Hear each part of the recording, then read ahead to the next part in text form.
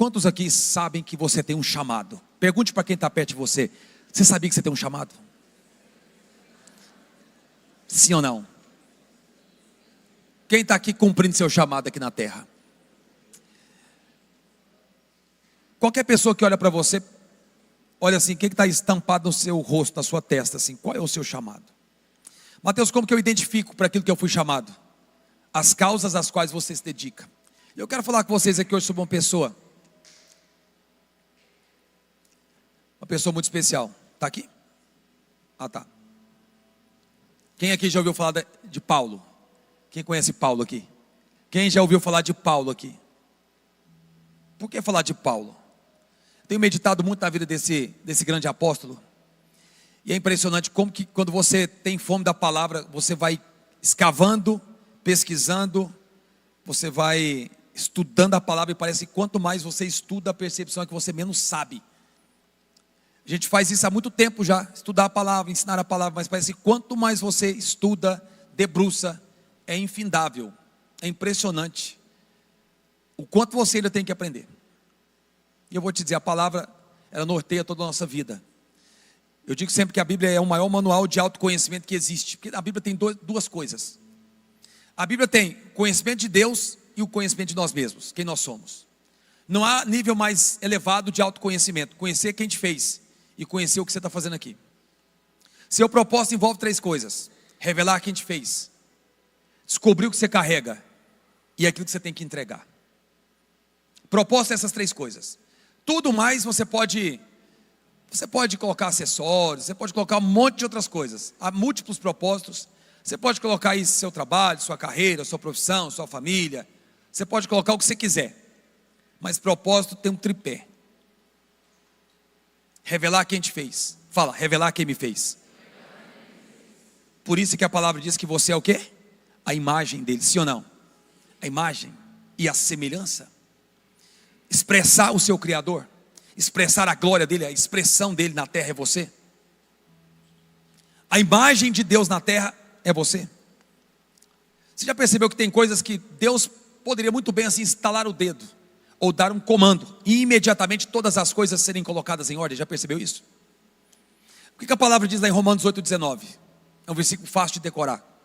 Paulo diz assim: a ardente expectativa da criação aguarda ansiosamente pela manifestação dos filhos. Fala, manifestação dos filhos. Há um comando do trono dizendo assim: coloque todas as coisas em ordem. Coloque todas as coisas na terra em perfeita ordem. Tudo que não é abundante é disfuncional. Você nasceu para abundância. Ele diz lá na sua palavra também, João: eu vim para que tenham vida e a tenham em abundância. Abundância em quê? Em tudo. Em outro lugar Paulo diz assim, meus amados irmãos, não desfaleçais, sede firmes, constantes e abundantes, porque no Senhor o vosso trabalho não é vão. Fala assim comigo: firme, constante e abundante. Que você faça uma semana de muita firmeza, de muita constância, de muita abundância em tudo que você fizer. Tudo que não está abundante é porque está disfuncional. Então Deus nos chama a colocar todas as coisas em ordem. E eu quero falar para você aqui hoje sobre algumas coisas que dizem respeito àquilo que você foi chamado para fazer aqui. Mas Deus, por que nós temos que ficar o tempo todo renovando isso, lembrando disso? Nós temos uma tendência, o ser humano tem uma tendência de se desviar muito fácil do caminho. Não por menos, em várias vezes Deus diz: não se desvie nem para a direita e nem para a esquerda. Em outro lugar o próprio Paulo diz: olhando firmemente para o autor e consumador da nossa fé, uma coisa eu faço, esqueço-me das coisas que para trás ficam e prossigo para o alvo, para o prêmio da soberana vocação de Deus em Cristo Jesus. Por quê? Nós temos uma tendência fácil e rápida de quê? Desviar-nos do caminho, olharmos para um lado ou para outro, e quem está olhando para o lado está ensaiando voltar para trás. Deus caminha para frente, não é para trás. Deus não vai fazer nada igual ou inferior àquilo que Ele já fez. Deus quer também nos libertar do cárcere do saudosismo, de coisas que Ele já fez no passado.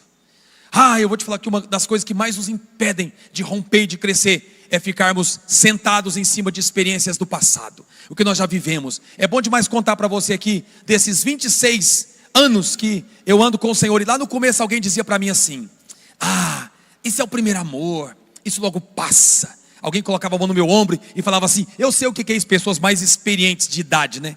Mas não maduras, infantis ainda. Alguém batia a mão nas minhas costas e falava assim: isso passa, eu sei o que é isso. Isso é o primeiro amor. Que conversa miserável essa, né? Conversa religiosa, estúpida, imbecil. Isso passa, isso logo acaba. E todos os dias eu fiz questão de dizer: Senhor, não tire dos meus olhos aquelas lágrimas quentes. Quando eu entrar num ambiente como esse, quando tiver ali uma adoração, um louvor, eu quero sentir. Quando eu cheguei aqui hoje, eu percebi a presença de Deus. Ao sair da minha casa, ao estar numa live pela manhã, eu percebi a unção fluindo, a vida fluindo. Eu vou te dizer uma coisa: não passa, pelo contrário, isso cresce, isso multiplica. Essa paixão não vai sair de você se você alimentar. O que você alimenta cresce, o que você foca expande. Depende do seu foco, depende daquilo que você alimenta. Por isso, todas as vezes que você está num ambiente como esse, ou quando você debruça na sua casa, lá no seu quarto, não importa onde, e você pega essa palavra e começa a se alimentar, a fé cresce dentro de você. Quando você se conecta com pessoas desse nível de valor, de fé, de frequência, de vida, de unção, de percepção, de sensibilidade, a sua fé cresce, a unção na sua vida aumenta. Quando você retribui, quando você serve, quando você multiplica, quando você transborda. Unção é uma coisa que tem que ser usada. Você fica perguntando às vezes: como que essas pessoas têm tanta coisa para falar? Como que essas pessoas têm esses dons? Todo mundo tem. A questão é o quanto você usa. Porque aquilo que você não usa cai em desuso, você perde. Unção tem que ser gasta. Todo mundo aqui tem unção de Deus, sim ou não? É uma capacitação sobrenatural. Só que você não usa, e aquilo que você não usa você perde. A pessoa então dizia assim: isso logo acaba. É engraçado, não acabou, pelo contrário, aumentou e muito. Pelo contrário, não escorreu pelas mãos, cresce a cada dia, aumenta a cada dia. E eu vou te falar, quanto mais você alimentar isso no seu coração, com a percepção de que você está cumprindo o que você foi chamado realmente para cumprir, mais e mais vidas à sua volta vão ser impactadas. E para mim, um dos grandes exemplos que se tem na palavra, e de algo que nós precisamos aprender sobre a nossa resposta desse mundo, é Paulo. Porque para mim Paulo, ele carrega consigo características de gente como nós. Gente inquieta, gente indignada, gente que não para, gente que empreende. Não sei se você sabe, mas Paulo era empreendedor. Paulo fazia tendas. Paulo mesmo sustentava o seu próprio ministério, diferentemente dos demais, Pedro e os demais apóstolos. Paulo mesmo disse, Paulo resolveu não se casar, decidiu, por uma questão da exclusividade que ele queria dar ao seu chamado, ao seu ministério. Mas Paulo contava com grandes cooperadores, por exemplo, Priscila e Áquila, gente que abriram as suas casas e abriram fronteiras. Mas falar de Paulo também é falar de um homem que foi liberto da religiosidade. Você vê Paulo depois escrevendo um texto do Novo Testamento. Você vê Paulo depois falando com tanta ousadia sobre a graça, sobre o reino. Que pessoa que viu o reino, foi Paulo. E Paulo era um homem dos 3 mundos. Paulo foi um homem que Deus preparou todo um cenário para colocar ele lá. Eu não sei se você sabe, mas eu acredito, você sabe que lá em Apocalipse a palavra diz que tem 12 tronos, aonde cada um dos apóstolos vai se sentar, sim ou não? 12 tronos, aonde vai se sentar cada um dos apóstolos de Jesus. Lá em Atos diz que Matias, ele substituiu Paulo. Só que o que você conhece a respeito de Matias? Alguma coisa? Se eu pedir para você subir aqui agora e falar assim, conta uma história de Matias aqui para mim. Eu te confesso, eu não sei nada sobre Matias, nada. Eu sei alguma coisa sobre Pedro, sei alguma coisa sobre Tiago, sei alguma coisa sobre Judas, irmão do Senhor, sei alguma coisa sobre João, eu sei algumas coisas sobre Mateus, eu sei algumas coisas sobre eles. Não sei nada sobre Matias. Não sei nada. Não tem assim muitos relatos na história sobre quem foi Matias. Então aqui é uma chutologia, tá bom? Chutologia é um ramo da teologia onde você faz chutes. Chutologia. Eu acredito que onde é que você vai colocar Paulo? Se esses 13 que vieram antes são os 13 que vão ocupar, onde é que vai ficar Paulo nessa história? Porque Paulo foi encontrado depois. Ele mesmo disse, um filho nascido fora do tempo, encontrado fora do tempo. na estrada para Damasco, Atos capítulo 9. Vou ler daqui a pouco com você essa passagem. Aonde vai ficar Paulo nessa história? E a história fala muito sobre Paulo. Grande parte do que nós sabemos sobre a explicação do Evangelho é por meio de Paulo. É por meio desse apóstolo. E Paulo foi um homem que Deus preparou e deu a ele 3 mundos. Paulo veio do mundo filosófico. Paulo veio do mundo imperial. E Paulo veio do mundo religioso. Os 3 mais importantes mundos na época de Paulo.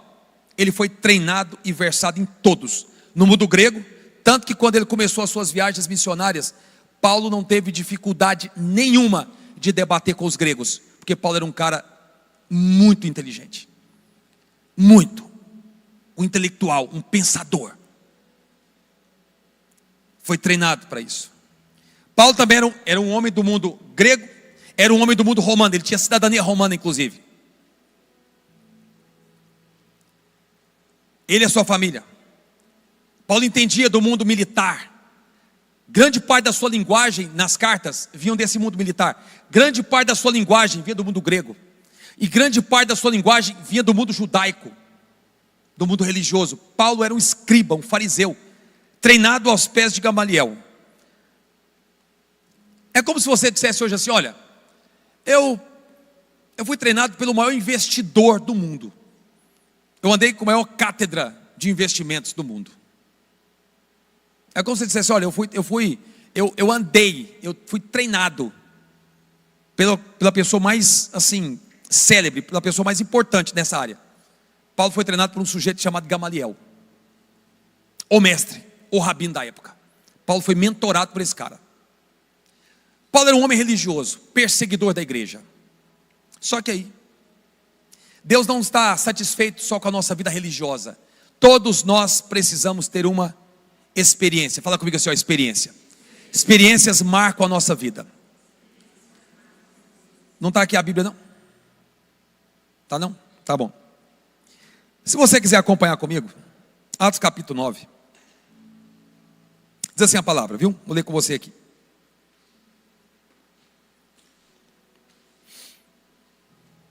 Atos capítulo 9. Quem está comigo aí?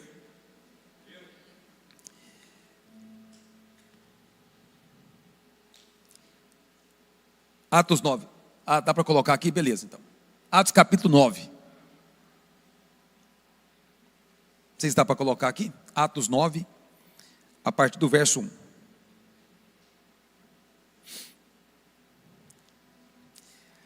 Saulo, porém, respirando ainda ameaças e mortes contra os discípulos do Senhor, dirigiu-se ao sumo sacerdote e pediu-lhe cartas para Damasco, para as sinagogas, a fim de que, caso encontrasse alguns do caminho, o movimento dos primeiros cristãos era chamado de caminho, tá?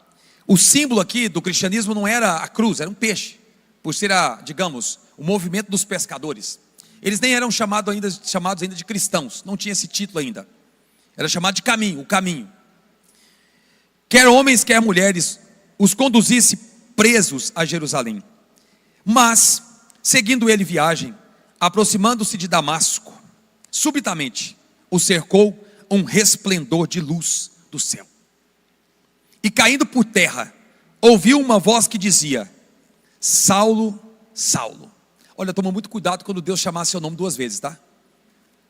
Lembra quando a sua mãe dizia: Elis, Elis? Aquela voz assim, né? Marcos, Marcos. Você pensava logo de cara: deu ruim. A conversa vai ser tensa hoje. O inimigo está furioso. Cuidado quando Deus chamar seu nome 2 vezes.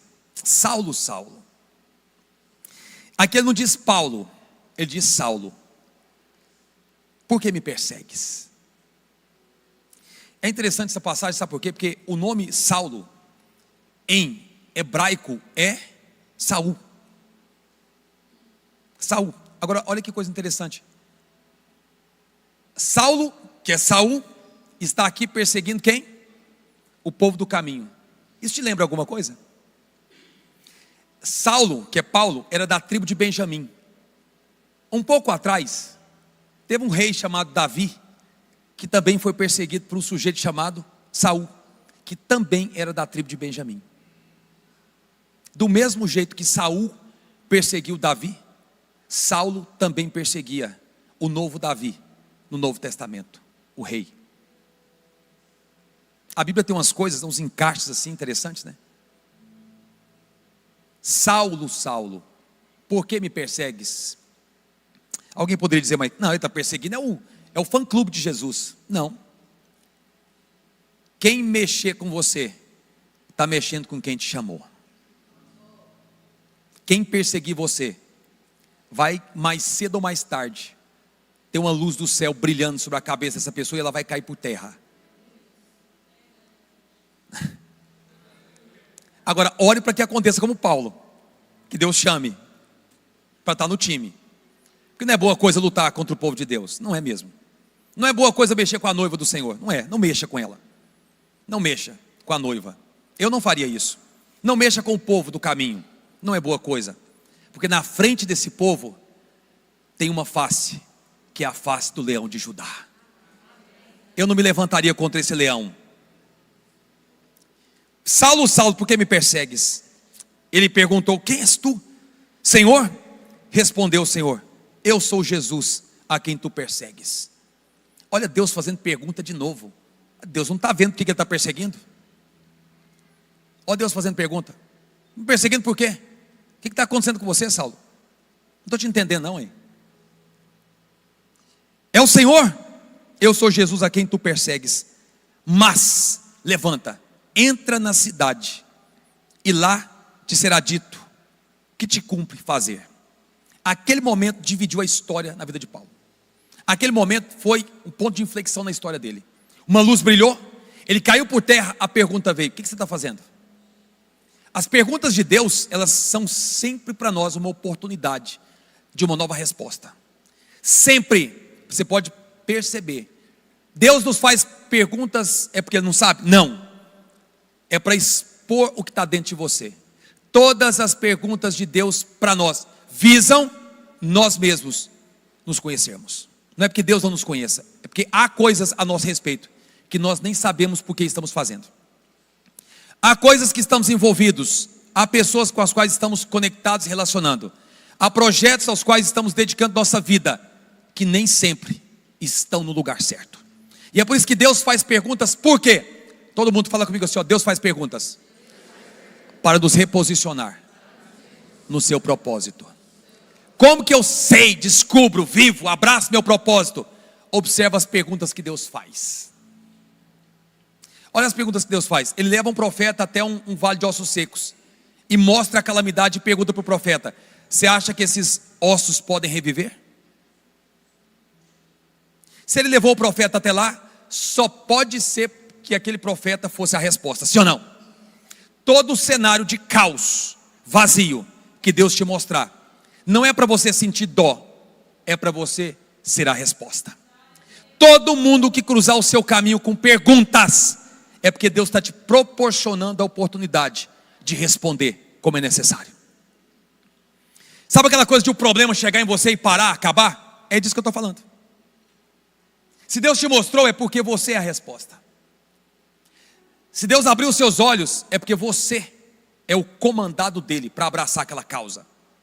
E ele fala assim, então, vai lá, levanta e eu vou te falar o que você vai ter que fazer. A resposta não está toda completa. Geralmente Deus age assim, a gente quer um mapa completo, né? Deus, eu quero o passo 1, o passo 2, eu quero até o passo milésimo para eu saber exatamente o que eu tenho que fazer. Você já percebeu que não vem tudo desse jeito? Você vai caminhando e progressivamente a luz vai brilhando. Deus manda sair, sai e vai, para onde? Dá o primeiro passo, depois eu te falo o segundo, dá o segundo, depois te mostro o terceiro. Não queira que Deus te leve a lugar nenhum se você não se mover os pés. Aí Deus vai mostrando, Deus vai colocando o seu caminho. Diga todo mundo comigo assim, ó, o recurso está no percurso. Tudo que você precisa vai te achar aonde? No percurso da sua obediência, no caminho da sua obediência, não vai te faltar coisa alguma. E aí ele fala assim então, os homens que viajavam com ele, quedaram-se emudecidos, ouvindo na verdade a voz, mas não vendo ninguém. Tem pessoas que vão ver só a sua reação, escute isso aqui, mas não vão ter a visão que Deus está dando para você. E eu quero te contar uma coisa. Quando se trata de um chamado específico, escute isso aqui é muito importante. Quando se trata de um chamado específico, não queira que as pessoas vejam a mesma coisa que você viu. Não tem jeito. O que você viu, só você viu.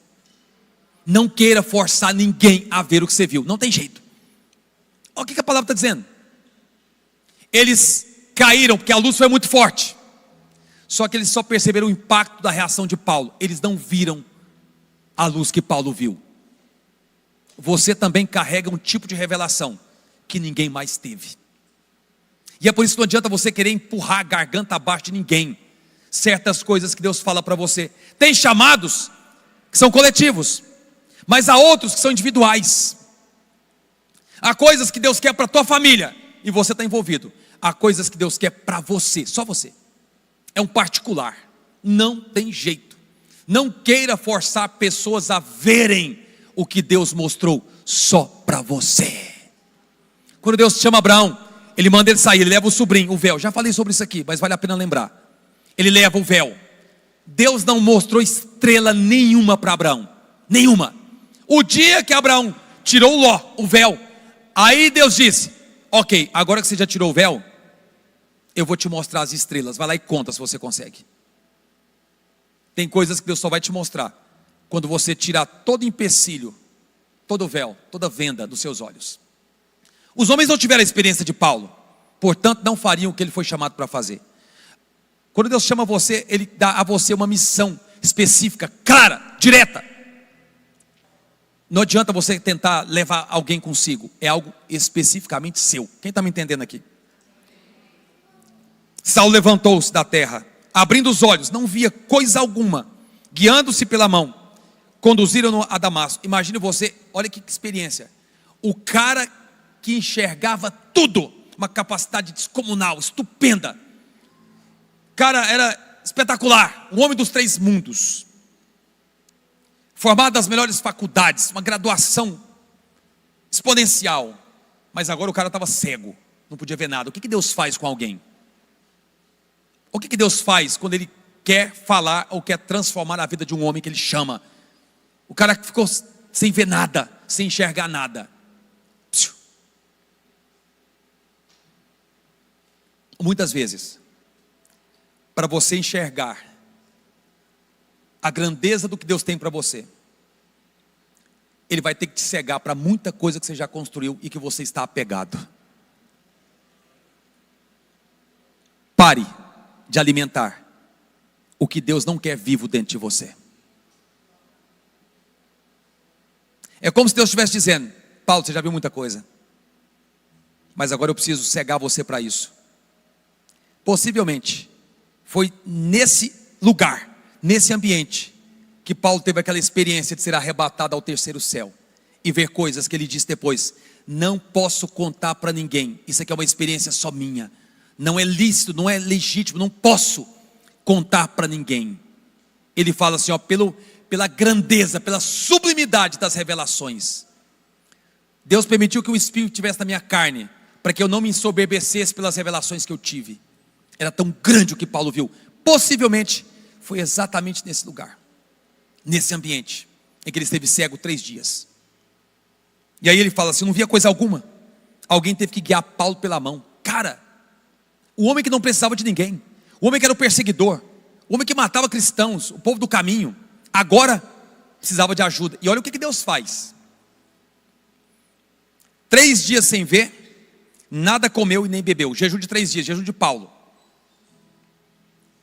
Ora, havia em Damasco certo discípulo chamado Ananias, e disse-lhe o Senhor em visão: Ananias. Respondeu ele: eis-me aqui, Senhor. Ordenou-lhe o Senhor, Ananias, né? Levanta-te, vai à rua chamada direita, e procura em casa de Judas um homem de Tarso, chamado Saulo, pois eis que ele está orando. E viu um homem chamado Ananias entrar, impor-lhes as mãos, para que recuperasse a vista. Olha que coisa interessante. Paulo, ele estava 3 dias sem ver, sem comer e sem beber, e estava orando. E na visão de Paulo, ele vê alguém chegando. Ele vê um homem vindo na direção dele. E esse é o homem que Deus está falando com ele agora. Ananias, vai lá, porque Paulo está orando a mim agora. Paulo está vendo você agora lá, impondo as mãos sobre ele para que ele recupere a vista. Deixa eu te contar uma coisa aqui, presta atenção. Nos seus momentos de maior conflito, às vezes até de cegueira, Deus está moendo o seu ego. Porque essa questão de não enxergar, aqui no caso de Paulo era literal. Mas para nós muitas vezes não enxergar, sabe o que significa? O nosso ego não deixa. Já percebeu pessoas ensimesmadas? Você já viu pessoas egolátricas? Já viu pessoas que se enchem de si? Sabe o que Deus permite? Tá bom, agora você não vai ver mais nada. Eu vou ter que usar alguém para você enxergar a partir de agora, para quebrar o nosso orgulho. E vou te contar uma coisa. Tem ocasiões na vida que você não vai enxergar mais nada. E para Deus quebrantar o seu ego, Ele vai permitir que gente que até você às vezes persegue e critica, venham servir você. É duro, né? Mas é um fato. Para quebrar a nossa casca. E o nível que Deus vai usar você tem muito a ver com o nível de quebrantamento do seu ego. Deus faz com que Ananias vá até Paulo, servi-lo, cuidar dele, consolidá-lo na fé, servi-lo. Paulo era muito mais inteligente na religião, mas Ananias ia cuidar de Paulo, naquele momento ali de fraqueza. Ananias foi. Respondeu Ananias: Senhor, há muito ouvi acerca desse homem, quantos males tem feito aos teus santos em Jerusalém. E aqui tem poder dos principais sacerdotes para prender a todos que invocam o teu nome. Deus, como é que eu vou cuidar desse cara? O cara está matando todo mundo, ele vai me matar também, está perseguindo todo mundo, ele não merece cuidado, ele não merece zelo. Esse homem é o Crois aqui, o cara está acabando com todo mundo. Como que eu vou cuidar desse cara? Ele não merece atenção. E é isso aqui que diferencia quem está no caminho e quem não está. Mas Deus, o que pode nos diferenciar? Você quer realmente que eu te diga? Qualquer pessoa pode fazer tudo que nós fazemos, mas tem uma coisa que nos diferencia: o amor. Pessoas podem ter argumentos muito melhores que os nossos. Pessoas podem ser muito mais capacitadas na oratória, em falar coisas até mais bonitas do que a Bíblia fala. Mas eu vou te contar uma coisa: nada supera a força do amor. Pessoas podem resistir aos seus argumentos, mas ninguém pode resistir ao seu amor. Eu faço um desafio para você. Pega aquela pessoa que você está agora com o seu coração assim remoendo de raiva dela. Te desafio, começa a orar por ela. Eu duvido se você vai conseguir levantar sem amar essa pessoa. Duvido, não tem jeito. É impressionante, quantas e quantas vezes. Quem é casado sabe o que eu estou falando. Quem nunca teve pensamentos homicidas é só não ser casado. Quantas vezes? Agora você imagina, se eu já pensei isso, minha mulher, imagina quantas vezes ela não pensou isso também. Mas era impressionante. Eu chegava em casa, ali no começo do casamento, primeiro ano de adaptação, muito infantil. Achava que o meu tempo era para jogar bola ainda. Eu jogava bola 2 vezes por semana. Chegava de madrugada em casa. Infantil demais. E quantas vezes eu chegava em casa, minha mulher estava debruçada ali na cabeceira da nossa cama orando. E eu sabia, está orando por mim, só pode. E quantas vezes eu percebia, gente, o clima está tenso, está ruim. E eu percebia, ela está gemendo ali para que o marido dela amadureça. Filhos, até os seus negócios, seus melhores relacionamentos, eles são gerados, não são te dados assim, de mão beijada. Não, você gera. Sua disposição muda totalmente quando você se propõe a orar por alguém. Vá orar por alguém, você vai perceber um amor de Deus sendo derramado no seu coração. Aquele que você odiava, agora você ama. Aquele que você não aceitava, agora você dá acesso. Aquele que você não estendia a mão, Deus fala para você: estenda a mão. Mas ele não merece. E você merece o quê? Mas ele não é digno. Perdão, é para quem não é digno mesmo. Mas olha o que essa pessoa fez. Sim, você começou bem, bonitão. Ontem eu estava conversando com um amigo ali atrás, estava dizendo para ele, todos nós, ele falou assim: nossa, mas eu perdi tanto tempo na vida. Eu falei: desconsidere isso. Tudo começa a partir de agora. Você não pode escolher, você não escolheu o dia que você nasceu, mas você pode escolher nascer de novo o dia que você quiser. Todos nós começamos muito mal. Importa não é como começamos, é como iremos terminar a carreira, a jornada. Isso é que é mais importante. Vai lá cuidar dele, Ananias. Olha o que Deus diz: vai, porque este é para mim um vaso escolhido. Fala, vaso escolhido. Fala para quem está perto de você, você é um vaso escolhido. É um vaso escolhido. Quem sabe que você é escolhido aqui? Quem poderá intentar alguma coisa contra os escolhidos de Deus? Quem? Quem pode alguma coisa contra você? O que é que pode se levantar contra você que é o escolhido dele? Vai, porque este é para mim um vaso escolhido para levar o meu nome perante os gentios. Deus foi bem específico. Por que Deus foi específico? Porque para levar o evangelho para os judeus, já tinha Pedro, já tinha João, já tinha Mateus. Agora, não tinha ninguém para levar o evangelho para mim e para você. Aliás, pela graça de Deus, nós devemos muito a Paulo. Muito. Aí você não precisa caçar Paulo, não. Seja Paulo aqui nessa geração agora.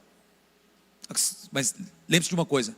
Grande parte da influência que nós temos, agostiniana, por exemplo, Tomás de Aquino, vem por Paulo. Grande parte do que nós entendemos e sabemos sobre as Escrituras Sagradas vem de quem? Paulo. Vai, porque este é para mim um vaso escolhido para levar o meu nome. Fala assim, levar o nome. Fala assim, levar o nome é levar a mensagem para os gentios e os reis e os filhos de Israel. Pois eu lhe mostrarei o quanto lhe cumpre padecer pelo meu nome. Eu quero que você diga comigo assim bem forte. Fala assim, propósito. Fala todo mundo assim, ó, propósito, chamado, causa, povo, mensagem e tempo. Mais uma vez, diga assim, propósito, chamado, causa, povo, mensagem e tempo. 6 coisas que em poucos minutos, o pessoal do louvor pode até subir aqui. Eu só quero mencionar para você algo. Deus é muito claro no seu chamado para conosco. O que é propósito? É o que se estende de uma eternidade a outra. É o que foi concebido antes mesmo da fundação do mundo. Chamado, o propósito é o que está no Kairos. Chamado é o que está no Cronos. Propósito é o que Deus já idealizou e pensou sobre mim e sobre você, antes de todas as coisas na terra existirem. Quando Adão chegou no Éden, estava tudo pronto. E é por isso que Deus disse o quê? Domine, governe, lidere, influencie. O que é isso? Coloque tudo em ordem.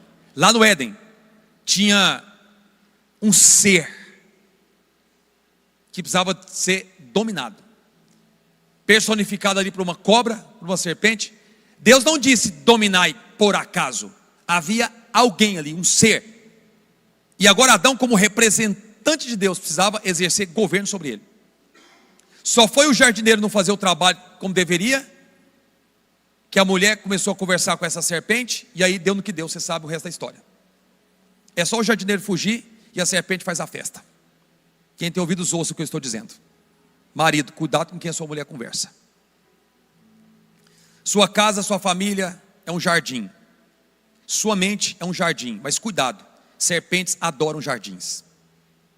Serpentes se escondem em jardins. Parece muito bonito, elas gostam desse lugar. Cuidado.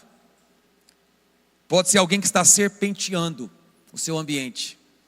Cuidado, porque sempre nesses ambientes tem alguma serpentezinha por aí. Cuidado com as suas falas, com as suas conversas. Cuidado com o seu ambiente, guarde o seu jardim. Guardar o jardim é guardar a atmosfera, é guardar o clima, é guardar o ambiente. Cuidado com o seu ambiente. Cuidado com as palavras que você emite. Elas propagam energia, ondas vibracionais, que também atraem problemas, ou atraem grandes coisas de Deus para você. Cuidado. O propósito está estendido, e Deus diz aqui para Paulo, cuida desse homem, ele tem um propósito. Deus tinha algo com Paulo já preparado. Não disse para você? Deus foi cercando Paulo, preparando Paulo nos 3 mundos que ele foi treinado. No mundo judaico, treinado aos pés de Gamaliel, circuncidado ao 8º dia da tribo de Benjamim, um homem de uma clareza nas escrituras, um homem versado nas escrituras. Paulo foi para a escola dos rabinos, estudou até os 7. Dos 7, ele foi para Bet Midrash até os 13. Nos 13 anos, os meninos eram levados de volta para casa. Mas se eles quisessem seguir a carreira Como rabinos, eles tinham que abandonar tudo, deixar a casa, deixar a família, para andar com o mestre. Jesus fez isso, ele era rabino também. Para chamar outros discípulos, ele também tinha que ser um rabino. Ele tinha que ser treinado. Paulo foi treinado. Anos e anos, treinado. E agora ele estava com o seu fervor, com o seu ardor. O que Deus fez? Deus desmontou toda a estrutura religiosa de Paulo. Eu vou te falar, uma das primeiras coisas que Deus faz conosco para cumprir sua vontade é: primeiro, Deus te liberta do pecado. Ótimo. Deus depois te liberta do ego. Mas depois Deus te liberta da lei. Tem gente que pensa que resolver a questão do pecado é o suficiente. Não, tem muita gente que já resolveu a questão do pecado. Todos os filhos resolveram, por causa do sangue. Mas eu vou te dizer, tem muita gente que está preso, retido, por causa da questão da religiosidade. Mateus, defina para mim religiosidade. É tudo que você usa como acessório para esconder a sua falta de intimidade. O que é religiosidade? É tudo que você usa para camuflar, para esconder, para disfarçar a sua falta de relacionamento. Isso é religiosidade. A performance. Ou então, aquela coisa assim omissa, aquela coisa assim, né? Aquela aparência, como fariseus. Alto senso de condenação, alto senso de moralidade. Gente que quer dar pitaco na vida de todo mundo. Sabe aqueles santarrões? É aquela pessoa que quando está jejuando, ela faz aquela cara assim, ó. Ele anda até diferente. O que foi, fulano? Como é que você está? Na luta, na crise. Ele anda até assim, ó. Você fica até com medo de chegar perto. É um nível de santidade que você fica, meu Deus, isso aí é inacessível. E ele começa então a falar um monte de coisa assim que você pensa, uau, que coisa espiritual. Ele faz até aquela cara assim, religiosa, né? Você fica, gente do céu, nem Jesus tinha isso. É um tipo de santidade que te afasta. Imagine você, Paulo, ele era perseguidor. Deus teve que desmantelar Paulo, Deus teve que quebrar Paulo. Eu vou te falar uma coisa: Deus só pode te usar se primeiro ele te quebrar. Pegue grandes homens usados por Deus e você vai ver uma envergadura. Os caras são cascas grossas. Mas sabe por quê? Porque realmente eles foram surrados ao longo da vida. Sim, quebrados, quebrantados no seu ego. Quem quer ser usado por Deus aqui? Então você já entendeu o que eu estou te falando. Prepare para Deus quebrar. E eu vou te falar uma outra grande notícia. Geralmente, Deus vai te quebrar usando gente como Ananias. Sabe o que Deus usa para nos ensinar? Gente que nós naturalmente consideramos que sabe menos do que nós. É difícil ter que admitir isso, mas é um fato. É gente que Deus vai fazer cruzar o seu caminho e você não tolera essa pessoa. E Deus está dizendo, mas não foi você que orou pedindo paciência? Está aí a paciência na sua frente. Não foi você que orou pedindo sabedoria? Está aí alguém que vai te fazer mais sábio, meu filho. É porque tem gente que está esperando Deus dizer, eis que agora te concedo a sabedoria. Não, Deus vai enfiar uma pessoa na sua frente e você fica, não é possível, que embalagem mais indesejável. Não é possível, que é isso aqui mesmo, Deus. Sim, é a resposta da sua oração. Fala assim comigo, Deus responde enviando gente. Grande parte das respostas que nós esperamos, o quê? Deus envia um quem. Deus usa gente para nos esticar. Deus usa gente para nos quebrantar. Deus usa gente para nos treinar. Você não quer treinar mais gente? Então Deus vai também enviar mais pessoas para treinar você também. Faz sentido o que eu estou falando?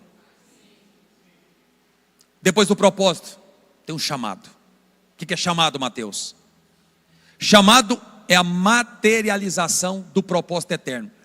O que é o Kairos invadindo o Cronos? Chamado. O que é chamado? É a substancialização, é a materialização. É quando cria vida, você pode pegar. Por que a palavra diz que muitos são chamados, mas poucos são escolhidos? Por que são poucos escolhidos? Porque são poucos os que respondem ao chamado. São poucos os que respondem ao propósito. Há um propósito. Automaticamente, vou cumprir meu chamado? Não, tem gente que está ignorando isso. Tem gente que está deixando de lado, que você foi realmente chamado para fazer. E nós muitas vezes temos uma tendência de nos permitindo. Nós vamos nos permitindo ser socados no chão. Eu fiz isso durante muito tempo. Você se levanta, se desperta, é um leão. Aí você deixa as pessoas cortarem suas garras. Aí você deixa as pessoas suprimirem o seu rugido. Você se torna um gatinho qualquer. Nem miar mais você mia. Imagina ser um leão. Chamado é a concretização histórica do propósito eterno. Eu e você como filhos, e Deus espera a nossa manifestação, tem que ficar muito claro para você em primeiro lugar. Primeiro para você. Mas aonde você está tem que ficar muito claro o que você carrega. Chamado é ser responsável com o privilégio que eu tive de ter um propósito. Quem está me entendendo? Responder ao meu chamado é ser responsável com aquilo que eu carrego. Qual é o seu chamado? Eu não quero que você banalize isso aqui e fique, de novo essa história. Não. Porque sua energia, seu tempo, sua dedicação, o nível de sacrifício que você faz é proporcional ao entendimento que você tem daquilo que você foi chamado para fazer. Por isso é que você fica perguntando, por que essa pessoa faz esse tipo de coisa? Sabe por quê? Porque é o nível de luz que ela tem sobre o que ela foi chamada para fazer. E por que você não faz esse tipo de coisa, ou que você deveria fazer? Porque você nem tem tanta clareza assim, realmente, do que você foi chamado para fazer. O nível de dedicação, energia, força, recursos, atenção, concentração, mostra realmente o nível de clareza que eu tenho sobre aquilo que eu fui chamado para fazer. Por que você insiste tanto nesse negócio? Porque eu sei para o que eu fui chamado. Por que você repete, fala e faz e é determinado e é persistente? Porque eu sei o porquê que eu fui chamado. Quem sabe respondeu a um chamado, se autodetermina a fazer até que aconteça. Hoje é dia também de você dar um outro sim para Deus. Tem 2 sims que você dá para Deus. Primeiro é o vinde a mim. Jesus disse, vinde. E depois ele fala, ide. Vinde e depois ide. Você veio, agora vai. Chamado. Agora, ou desenrolar disso. Todo mundo que tem um chamado também tem o quê? Uma causa. Fala, propósito, chamado, causa. Qual é a sua causa? Causa é aquilo que Deus mesmo planta no nosso coração e que nós temos que estar atento. Olha o que Deus disse para Ananias sobre Paulo. Vai, ele é para mim um vaso escolhido, propósito. Ele vai levar a minha mensagem, chamado. A quem? Aos gentios. O homem da mensagem de Deus aos gentios. Essa é a causa dele. Causa de Paulo, 14 anos depois, ele foi abrindo as fronteiras e foi o que colocou o pé na Macedônia. Primeira vez que o evangelho chegou na Europa. O anjo apareceu e disse assim, passa a Macedônia e ajude-nos. Paulo estava lá. Ele passou e abriu as fronteiras do evangelho do velho continente. Causa. Paulo era o homem dos gentios. Você é o homem e a mulher de qual causa? Qual é a sua causa?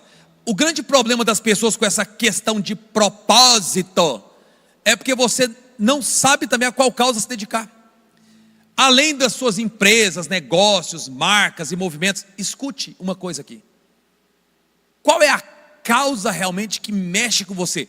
Quando você levanta da sua cama e joga seu corpo de lá, o que vem no seu coração em primeiro lugar?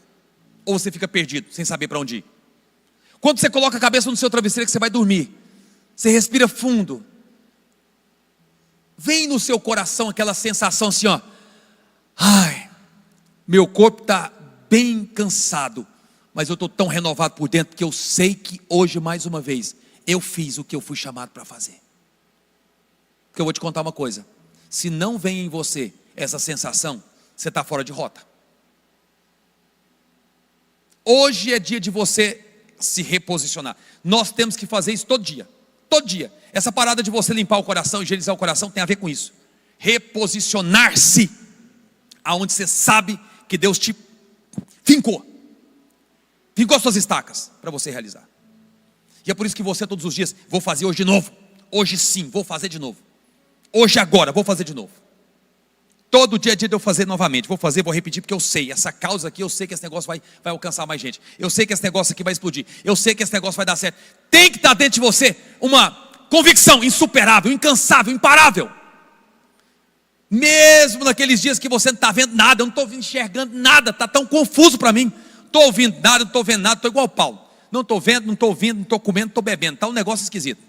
Mas não importa, dentro de você tem que ter uma convicção que você bate no peito e fala: eu sei a que causa estou dedicando a minha vida. No começo, nossa, mas não faz sentido. A entrega é muito maior do que a recompensa, e no começo é assim mesmo. A entrega é sempre maior do que a recompensa. Não vejo retorno, o ROI disso aqui está muito baixo. Não vejo nada acontecendo, é assim mesmo.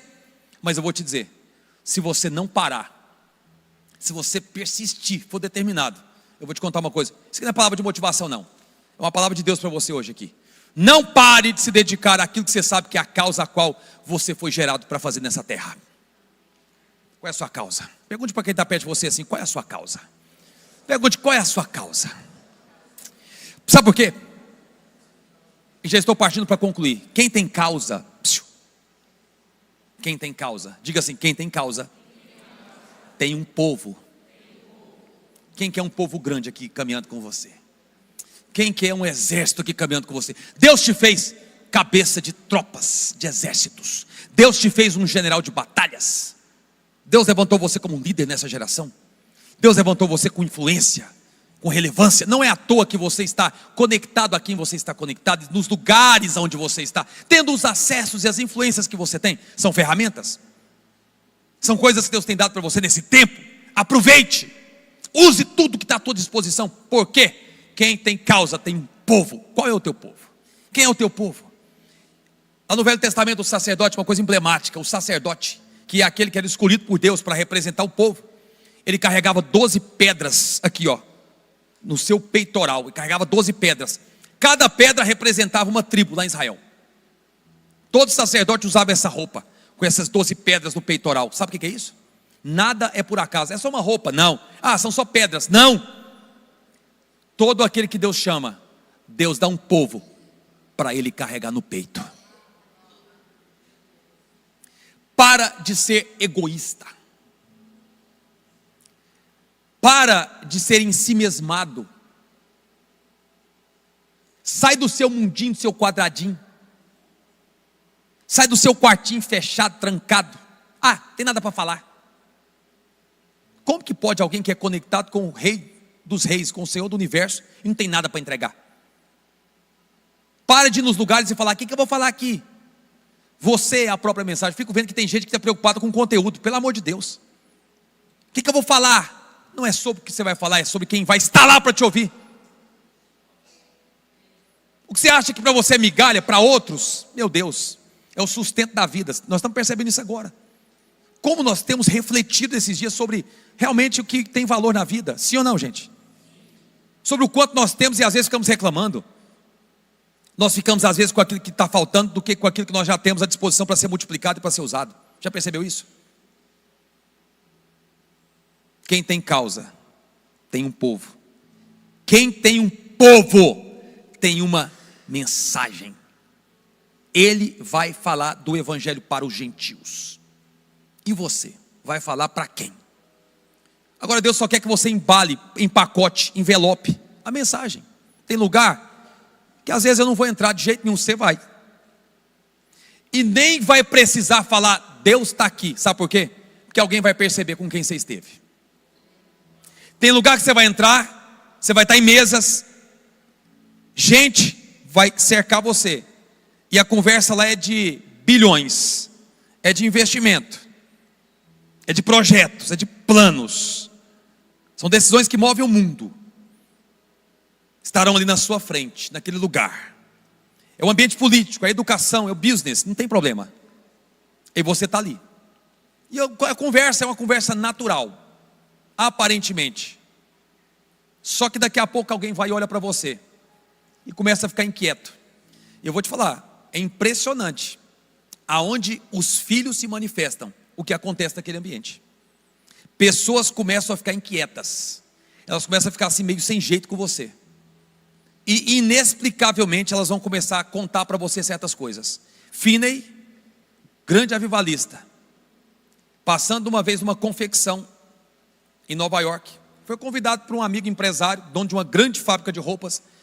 Finney estava com esse empresário, eles estavam andando pela fábrica. Andando, conhecendo a estrutura, conhecendo tudo. Um dos biógrafos dele conta que as costureiras estavam lá fazendo o seu trabalho. De repente, uma após a outra começaram a debruçar em cima da máquina e chorar. Ele falou alguma coisa? Ele pregou? Não. Só por estar naquele lugar, elas começaram a chorar, uma após a outra. Sabe o que o empresário fez? Você pode ler depois um dos livros dele, sobre a oração. Sabe o que o empresário fez?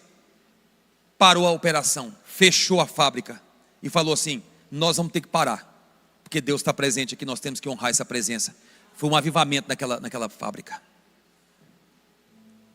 Não é sobre as coisas que estão na sua mão, é sobre a causa a qual você se dedica e sobre a mensagem que você tem, sobre o povo a quem você vai alcançar. Fica de pé onde você está.